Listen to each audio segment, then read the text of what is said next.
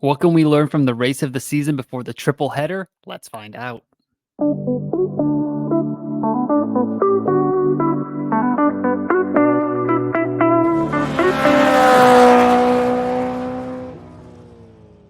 What is up, everyone? Welcome back to another episode of F1 Fantasy Pole Position. It is Tuesday, June 11th. My name is Ewan. On today's episode, we are going to get into a Canadian Grand Prix review episode before the triple header. We've got 5 races in the next 7 weekends, so rest up this week. And then, get prepared before the summer rush. We've got Spain, Austria, Silverstone. Then we've got Hungary, and I've already forgotten the other one, even though Belgium, Spa, all before the summer break. So 5 races in the next 6 weeks after this one. So yes, be prepared. So let's just review this episode, see what we can find out, what we can learn. Mercedes were fantastic. McLaren had a great weekend. Ferrari, not so much. Half of the Red Bull garage is happy. Half is not so happy either. So lots to break down in this episode. Before we get into it, like and subscribe to the YouTube channel. Just past 450 subscribers. Super appreciative all the support. Trying to get to 500 before the summer break. And with so many races coming up, there's going to be a ton of content coming out of this YouTube channel and the podcast. So if you're listening on the podcast side, rate it 5 stars as well. Would greatly appreciate the support. So with that all done, let's get into it here. The Canadian Grand Prix facts and stats. Optimal team here based on a $116 million budget from F1 Fantasy Tools was Mercedes. That makes sense. Haas. Did not see that coming. Norris times 2, Hamilton, Russell, Hulkenberg, and Ocon. It was a crazy weekend. We all know that. I don't think anyone had that lineup. If you have that lineup, comment below. Let me know. I would love to see that in the comments. That was really wild, really out there. Positions gained, Ocon with 10, Hulkenberg 7, Gasly with 6. Overtakes was Hulkenberg 13, Magnussen with 12, and then Ocon and Albon both had 7. And the fastest pit stop went to Ferrari and Mercedes. The overtakes all came at the beginning for the Haas boys as they went on the full wets, and they were having a great time. I was having a great time watching it. I'm sure you were too. They were flying around the track. K-Mag, I was really want to see Kevin Magnussen overtake Max Verstappen just for the visuals and just a snapshot in F1 history, but it was not meant to be. It was a really impressive race for Ocon. He started all the way back after his grid penalty from Monaco, kind of just flew up the track. He could have even had a better day in F1 Fantasy, but Alpine kind of had some weird team orders going on.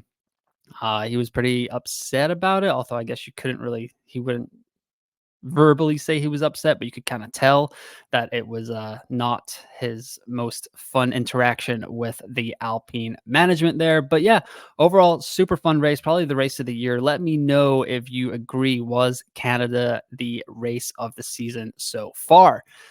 Moving over to optimal teams here, and usually I would do like lineups construction and stuff, but because it was such a crazy weekend, I just went with by budget. So the budgets here on the left are 119 million, 117 million, 114 million, and 112 million.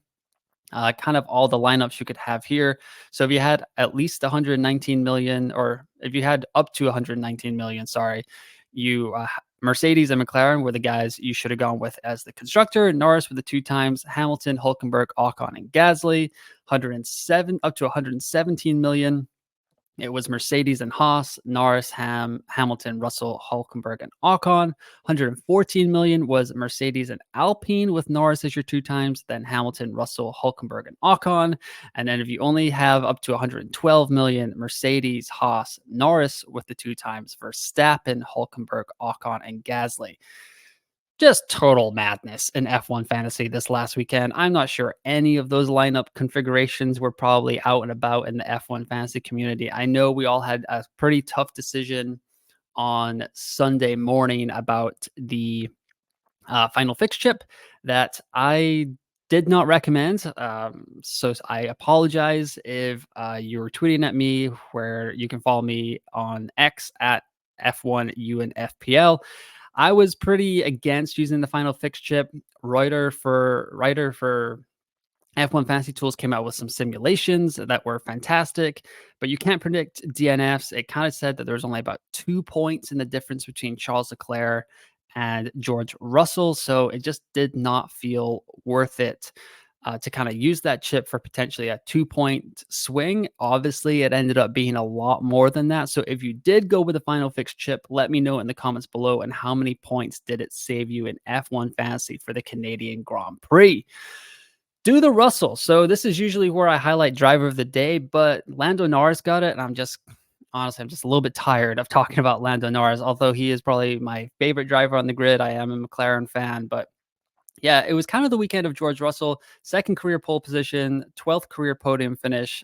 He now leads Lewis Hamilton 8-1 in qualifying, 27 points on the weekend. Qualified first, finished third, 4 overtakes, and -2 in the positions gained. But overall, for Mercedes, it did seem to be going in the right direction. The car, the front wing seems to be kind of matching up with the aerodynamics now. Everyone seems to be flowing a little bit better. Apparently, they're going to bring a new floor to Spain that will hopefully match up with the new front wing and make everything flow a little bit better. I was looking at previous results. George Russell has finished in third in Spain in back-to-back years.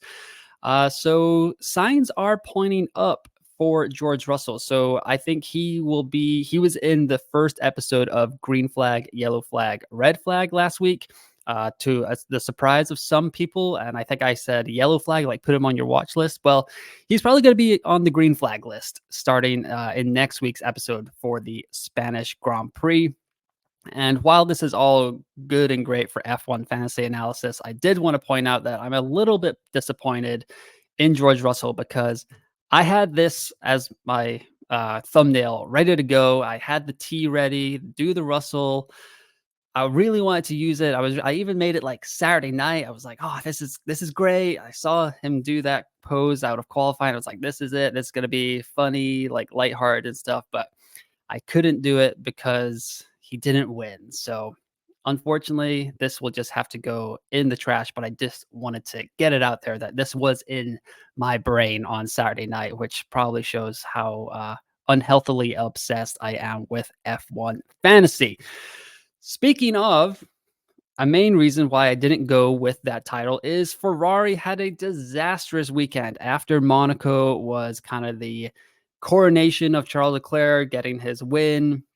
Uh, it was pretty much the exact opposite of that in Canada. So Leclerc and Sainz both knocked out in Q2 after Ferrari decided to go on used tires at the end of Q2, and it really bit them in the butt, I would say. As they both went out in Q2, it was not a happy like press conference area. Charles and Carlos both kind of questioning the decisions there from the team about going out on used tires at the end of Q2, and it ultimately cost them a lot. And then in the Grand Prix, both had DNFs, both had -16 points on the weekend. So overall, just a disastrous weekend for Ferrari. Charles had a engine issue or an ERS issue. They had to like have a full reset, and then they decided to go out on the hard tires, even though it was wet. And I think they said he was losing like he lost a minute in the first 2 laps or something, like 6 seconds or a sector by going out on the hards. And it just was not going well. Carlos stayed out a little bit longer, kind of spun off, took out his soon-to-be teammate, Alexander Albon. So that didn't go well either. And yeah, just overall not great for Ferrari. So yes, after the kind of magnificent Monaco, it was a forgetful weekend in Montreal for the Tifosi. Survival of the fittest. This is kind of talking about how crazy it has been in the last 2 weeks in F1 or last 2 races in F1 fantasy. So there have been 9 DNFs over the last 2 weeks compared to 14 over the first 7 races. So it has really fluctuated the driver's average and kind of caused some major price swings in F1 fantasy. So the 9 drivers who have DNF'd are on the list here. In Monaco, we had Hulkenberg, Magnussen, Perez, and Ocon. And then Canada, we had Sargent, Leclerc, Perez, Sainz, and Albon. Sergio Perez just doing his, at this point, classic second third of the season swoon, I would call it. Adam from F1 Fantasy HQ had a brilliant tweet about it. The springtime swoon for Sergio. I sorry if I butchered that title, Adam, but yes, it was a great tweet of just about his form and Like, it seems to be happening again. He just signed a 2-year contract extension with Red Bull, which as soon as the Canadian Grand Prix was over, it was just slightly leaked that it's really just a 1+1, like a team option for the 2nd year. So, I'm not sure about the timing on that. It didn't seem like a vote of confidence for Checo, but yeah, there has been some major swings in points and in prices in F1 fantasy. Hulkenberg and Magnussen really had the worst of it with their -32 and -33 in Monaco. But even this weekend, Sargent -19, Leclerc -16, Perez -17, Sainz -16, Albon -12, which even with the DNF just shows how good of a race Albon was actually having. Probably the overtake of the season in that chicane where he overtook, I believe it was an Alpine and a Visa Cash App Red Bull. I think it was Gasly and Ricardo, but I would have to go back and watch it. But yeah, I tweeted out there's pretty much like definitely overtake of the month for whatever that crypto.com thing is, and possibly the overtake of the season. People saying that he didn't actually mean the second overtake, but why let the truth spoil a good story? It was a fantastic overtake. So yeah, Albon's still a -12 despite a pretty good race for him. Rise of the Silver Arrows. So it is kind of about that time that we get serious about Mercedes. Was saying I've pretty much been sleeping on them since well, the entire season, where they're kind of in our thoughts, and then we are like, oh, they're like so far away from McLaren and Ferrari and Red Bull that it's not even like funny to go near them. But over the last 5 races, they have been sneaking back into it. I have been sleeping on them, so I want to highlight them here on this Canadian Grand Prix review episode. I've got the prices, the points over the last 5 races, points per million over the last 5 races, and pit stop points over the last 5 as well. So Red Bull over the last 5 races, they have a 305 points with 2.14 points per million. McLaren's at 275 points with 2.24 points per million. Ferrari's at 256 after their kind of disastrous weekend with 2.38 points per million. And Mercedes, 276 points, 2.68 points per million. They've got 10 pit stop points, which is only 3 less than Ferrari over the last 5 races. It's 4 more than McLaren over the last 5 races. And yeah, Red Bull is dominating here with 43 pit stop points over the last 5 races. But this chart really just highlights how much Mercedes has kind of climbed up the ranks over the last 5 weeks. I mean, Ferrari's disastrous kind of weekend definitely helps make this look a little bit better, but the car seems to be going in the right direction. Lewis Hamilton is even kind of giving it props, like kind of saying that the car is in the right direction. It sounded like, and this was from the Missed Apex podcast here. I don't remember which analyst was on there and who said this, but it kind of felt like they were saying that this is the first weekend of the new regulations where it kind of felt like Lewis and George had a car that could have finished on the podium, could have won a race, and they let the car down for the first time in about 2.5 seasons. It felt like Lewis and George, they both came out and said that they had really bad races, which they are both very good drivers. So we should bank on them kind of bouncing back. If the car is finally at a level where they can compete towards maybe not a Red Bull level, like if it's just a typical weekend and we think Red Bull is going to be doing it, but I think Mercedes can get up there, compete with Lando, compete with Charles.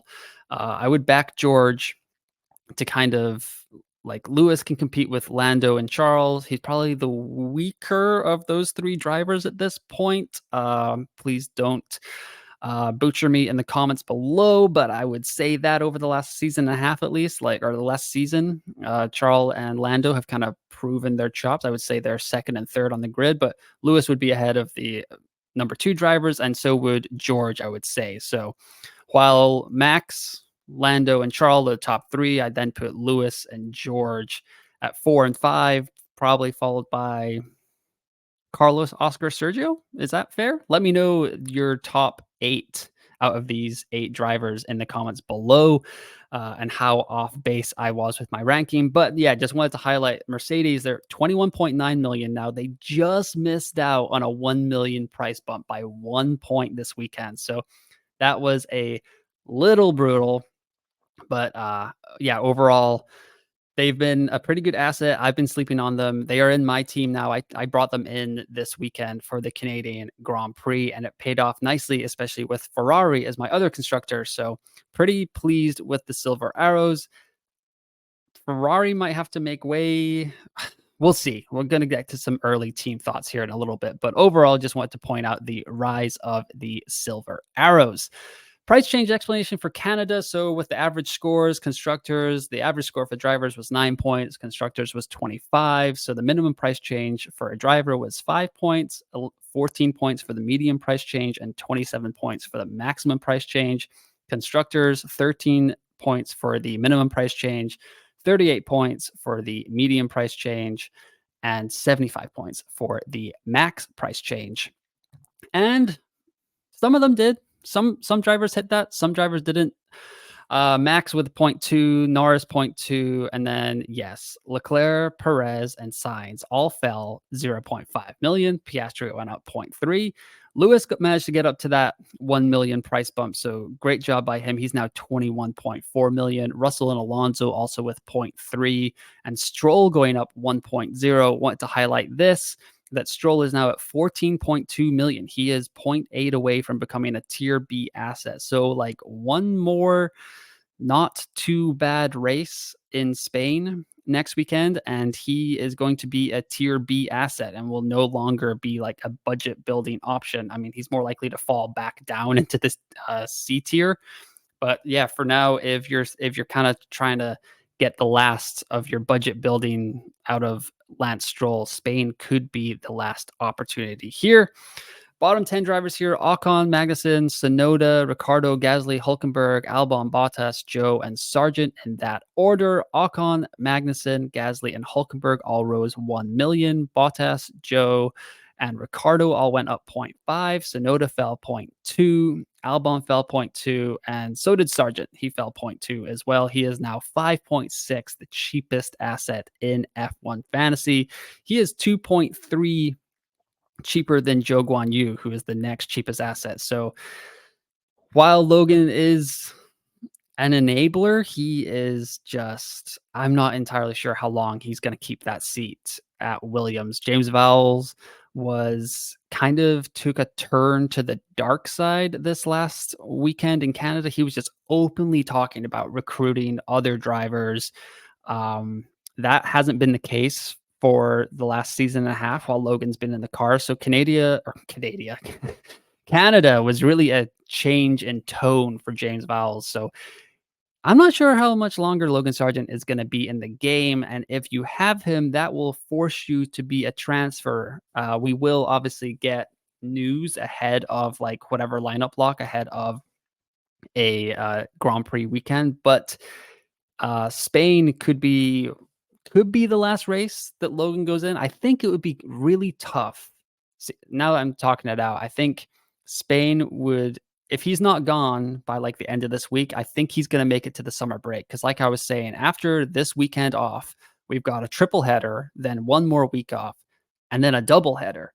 So before the summer break. So if you're going to bring in a new driver, say an Antonelli, for example, or like a Mick Schumacher, you're not going to like throw them in with 5 races and 6 race weekends. That is a trial by fire for sure. So Sargent probably has a few more races, but maybe as we get towards the closer we get towards the summer break, the more you might need to think about using a transfer to just bring him out, or you can just leave it until it does actually happen. But you just might not want to be forced into using a transfer that could create some budget problems. Over to the constructors here. So Red Bull did not rise at all, even though Max won the race. Sergio's kind of disastrous weekend caused them to just even out. McLaren went out 0.1. Ferrari went down 0.5. Mercedes missing out by 1 point. Their 0.3 went up. Same with Aston Martin.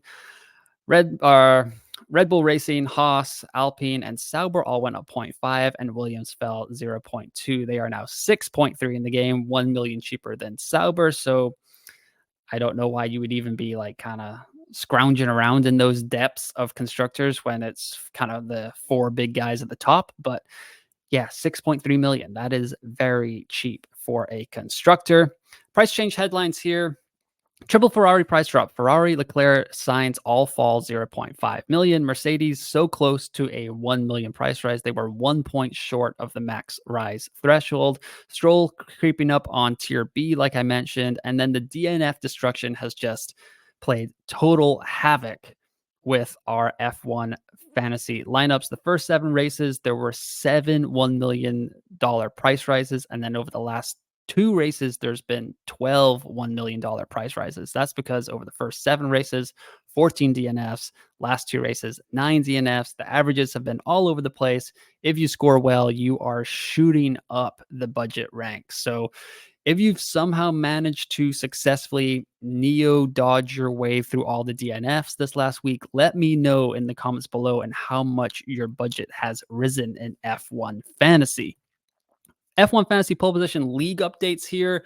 Season top 5, Leapers 1, Ricard Don't, the Jays, Purdo Smurdo, and Downforce F1 all occupy the top 5. Leapers 1 kind of opening up a pretty big gap at the top here, 2,337 points, trailed by Ricard Don't at 2,262 points. So great job by Leapers 1. I'm pretty sure all 5 of those teams have been in the top 5 at some point already this season. So we'll see if they can stick around. Let me know in the comments below if that's one of you. Just give you a little bit of a shout out, give you a clap there in the emoji ranks or whatever. And then Canada top 5, Greg Moore 289 points. That is insane. But he did use the extra DRS boost. The 3 times driver on Lewis Hamilton and the 2 times, I think it was on Piastri. So great use of the chip there as a differential.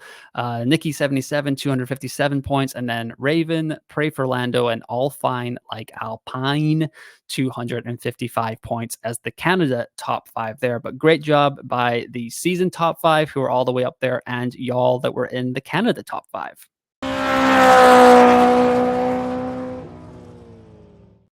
Is the Canada lineup that I had: Lewis Hamilton with the 2 times, Charles Leclerc, Yuki Tsunoda, Zhou Guanyu, Nico Hulkenberg with Mercedes and Ferrari as the constructors. I've got point 0.8 in the bank. I had quite a lot heading into Canada.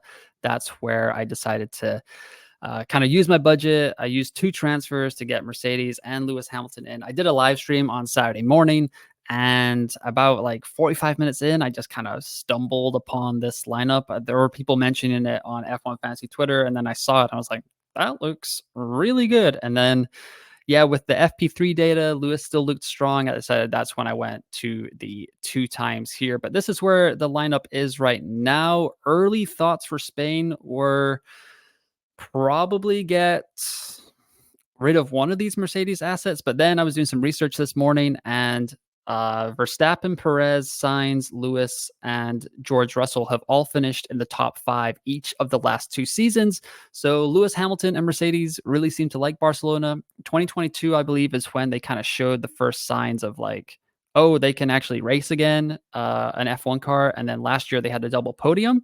So it kind of makes me think that I will keep Mercedes and Lewis in my lineup, but that is kind of where we could get a little funky with it here. I'm trying to see how much of a price jump I would need. So if I brought in Oscar, that would get me to 24.9. I'd be 0.7 short of getting to kind of flipping to a McLaren and Mercedes build. Oscar on a more traditional F1 track might struggle. The tire management issue is still a problem. I don't think it was an issue in Canada. I know he got kind of chewed up by the Mercedes drivers there at the end, but he was pretty honest on the radio saying like, I can't compete with Max. I need to focus on these Mercedes guys. And it did not go too well for him, but I still think he's a good driver, strong driver. He would be great. I mean, these are positive results here: 22, 24, 27, 17 over the last 4 races. Keeps rising, good budget option. This also keeps a lot of the good budgets here. Maybe Ferrari, I could just maybe also drop down from Charles to Oscar, and that'd be able to keep Ferrari. That would be pretty nice as well as a budget building option. Maybe I don't have to react too hard to just one bad weekend. Probably just early team thoughts. Obviously, we are still like a week and a half out from the first practice in Barcelona, which will probably be dry. It will not be a wet weekend. So we will get a lot of data. There will be some F1.com articles for the practice debrief. And obviously, we've got F1 Fantasy Tool Sims, we've got 11ify and Fantasy Football Trouts simulations. So, massive shout out to those guys in the F1 Fantasy community, as it makes my life as a F1 Fantasy content creator a lot easier to kind of look at that and give people advice based off of those simulations. Really, really helps us out every weekend. But yeah, this would be not a bad lineup, I'm thinking right now. Let me know in the comments below what your early Spain thoughts are. So I could keep Ferrari. I would just kind of drop down Charles to Oscar.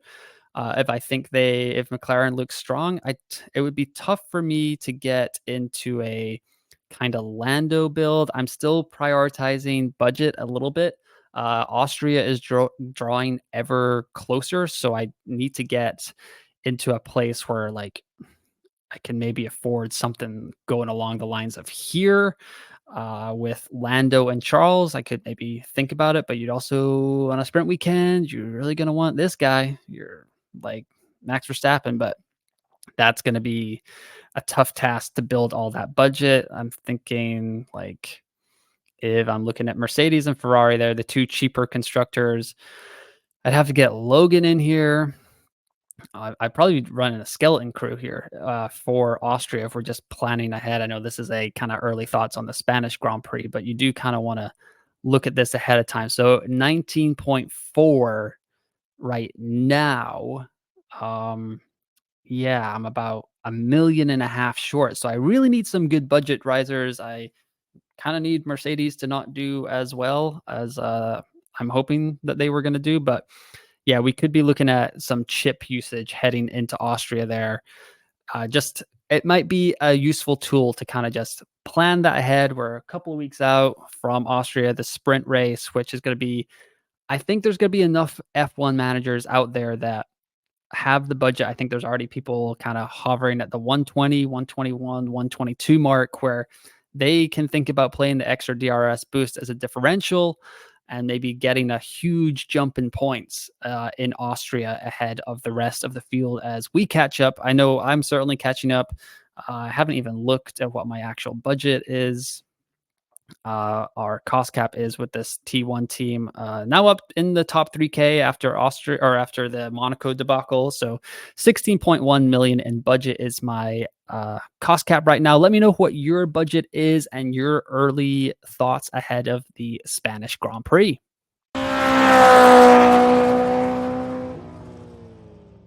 One last reminder of the kind of calendar that is coming up over the next month for F1 Fantasy here. The next three races are it is going to be a triple header: Spain, Austria, and Britain, back to back to back. So rest up this weekend, enjoy some time off from F1 Fantasy, and there will be a Spanish Grand Prix preview episode coming out, a green flag, yellow flag, red flag episode coming out next week. So let me know in the comments below what drivers you want me to focus on for green flag, yellow flag, red flag, and I will do my best to break those all down. Like I said at the top of the episode, past 450 subscribers on the channel, looking to get to 500 before the summer break. So help me out.